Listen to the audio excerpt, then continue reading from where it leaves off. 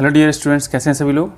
आज हम लोग इस क्वेश्चन नंबर 5 को देखेंगे और इस क्वेश्चन में क्या रखा है कि nth term of the progression is 5n-2 है, so that it's an AP and first term and common difference आपको फाइंड आउट करना है। साथ ही साथ 18th टर्म भी निकाल के आपको बताना है। ठीक है, चलिए तो सॉल्व करते हैं यहाँ पे। तो सबसे पहले आप देखो कि जो यहाँ पे nth टर्म जो दे रखा है nth टर्म का मतलब होता है कि an।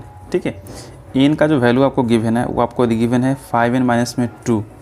सपोज अगर ये दे रखा है तो अगर आप इनके लिए अगर 1 लेके चलते हो, इनका वैल्यू 1, तो आपको निकलेगा a1 का मतलब 5 मल्टीप्लाई विथ 1 -2, डैट मीन्स ये आपका 5 में से 2 गया 3। अगर इनका वैल्यू अगर आपने 2 लिया तो ये आपका a2 का वैल्यू निकलेगा। तो 5 × 2 -2, तो 5 दूनी का 10 में से 2 गया 8। अगर इनका वैल्यू आपने 3 लिया तो क्या होगा आपका a3, और a3 का मतलब 5 मल्टीप्लाई विथ 3 -2, तो 5 3 15, 15 में से 2 गया तो आपका 13। इस तरह से आप आगे निकाल सकते हो। तो हमें क्या करना है, फर्स्ट टर्म निकालना है। तो लिखते हैं हम लोग first term equal to first term. First term क्या होता है आपका a1 ही होता है फर्स्ट टर्म, यानी ये वाला वैल्यू 1 के लिए। तो कितना है आपके पास, 3 आया है। ठीक है, तो a1 का मान हो गया 3। ये आपका पहला आंसर हो गया ए का, क्वेश्चन नंबर ए का हो गया सोल्यूशन। बी का मतलब होता है कॉमन डिफरेंस। तो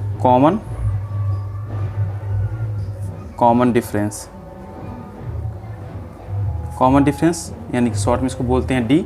इसका मतलब होता है कि a2 में से a1 को घटाने पर होता है ऐसा। तो a2 का वैल्यू कितना है, 5 में से अगर 3 कितना हो जाएगा, ये हो जाएगा आपका 8 में से 3 घटा के 5। ठीक है, ये हो गया आपका आंसर। अब निकालना है आपको 18th टर्म। 18th टर्म का मतलब कि n का वैल्यू यहाँ पे 18 निकालना होगा आपको, n का 18।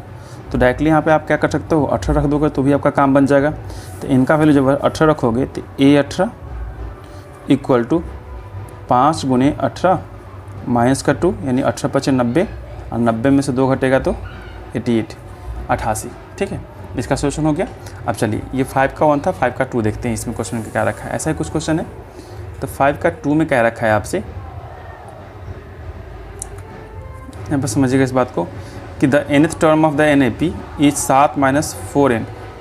तो nth टर्म जो दे रखा है आपको 7 माइनस में 4n दे रखा है आपको। ठीक है, वैल्यू n 1 प्लस करते हैं यहाँ पे, ठीक ना, n का वैल्यू 1 प्लस करते हैं। तो ये आपका a1 इक्वल टू 7 माइनस में 4 × 1 हो जाएगा। अब इसको सॉल्व करोगे तो पता चलेगा क्या, ये आपका 4 7 में 4 गया 3। अगर n का वैल्यू 2 लेते हो तो ये आपका a2 7 - 4 मल्टीप्लाई विथ 2, तो आपका कितना हो जाएगा 8, 7 में से 8 गया तो माइनस का 1। n का वैल्यू अगर 3 लेते हैं तो आपका ये a3 7 में 4 मल्टीप्लाई विथ 3 इक्वल टू ये आपका 7 4 3 12, ये आपका माइनस का 5 हो जाएगा। और इस तरह से आगे बढ़ सकते हैं हम लोग। तो यहाँ पे हमसे क्या कहा है कि nth टर्म निकालना है, ऐसा तो हो गया आपका ये फाइंड द कॉमन डिफरेंस। सिर्फ कॉमन डिफरेंस की बात कही गई है आपसे। तो कॉमन डिफरेंस अगर निकालते हो आप इसका तो क्या होगा आपका कि a2 - a1 करना पड़ेगा। तो a2 माइनस का a1, और a2 क्या दे रखा है, a2 दे रखा है माइनस का 1, तो माइनस का 1 माइनस, और a1 क्या दे रखा है 3। तो टोटल देखा जाए तो -1 -3 मिलके -4 इसका आंसर हो जाएगा। ठीक है, देखते हैं नेक्स्ट क्वेश्चन।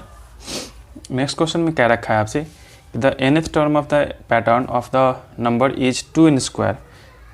an का जो वैल्यू दे रखा है ये दे रखा है आपको 2n² + 1 के फॉर्म में दे रखा है।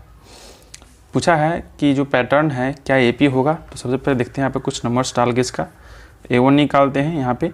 तो इनके लिए 1 प्लेस करते हो तो 2, 1 का स्क्वायर प्लस में 1, इसका मतलब होगा 1 का स्क्वायर तो 1, 2 1 3। a2 निकालते हो तो n के जगह पे 2 रखना पड़ेगा, तो 2 का स्क्वायर प्लस में 1, तो 2 दूनी का 4 दूनी 8 और 1 9। a3 निकालते हैं तो ये आपका 2 ब्रैकेट में 3 का स्क्वायर प्लस में 1, 3 3 9 दूनी 18 1 17। ठीक है, एक और चाहो तो निकाल सकते हो a4 निकालते हैं तो 2 4 का स्क्वायर प्लस का 1, तो 4 का 16 दूनी 32 और 1 33। तब देखो क्या कि यहाँ पर कि a2 माइनस में a1 equal to a3 minus में a2 equal to a4 minus में a3, क्या है सभी इक्वल हैं। तो a2 का वैल्यू देखिएगा तो यहाँ पर ये आपका 9 में से 3 घटाओगे 6 आ जाएगा, 17 में से 9 घटाओगे ये आपका 8 आ जाएगा, 33 में से 17 घटाओगे ये आपका कितना आ जाएगा 14 नहीं, या कितना आ जाएगा 17 34 से 16 आ जाएगा ना, 16। तो आप देख रहे होगे यहाँ पे कि यहाँ जो पैटर्न है आपका इक्वल नहीं है। ये आपका 6 आ रहा है, यहाँ पे आपका 8 आ रहा है, यहाँ पे आपका 16 आ रहा है, ये सब आपस में क्या इक्वल नहीं है। अगर इक्वल नहीं है तो कॉमन डिफरेंस ही बराबर नहीं होगा, और कॉमन डिफरेंस बराबर नहीं है जिसका मतलब 3, 9, 17 और 33 ये जो है आपका are not in AP, are not in AP। Okay, चलिए फिर मिलते हैं नेक्स्ट क्वेश्चन में। Till then bye bye, see you, thank you.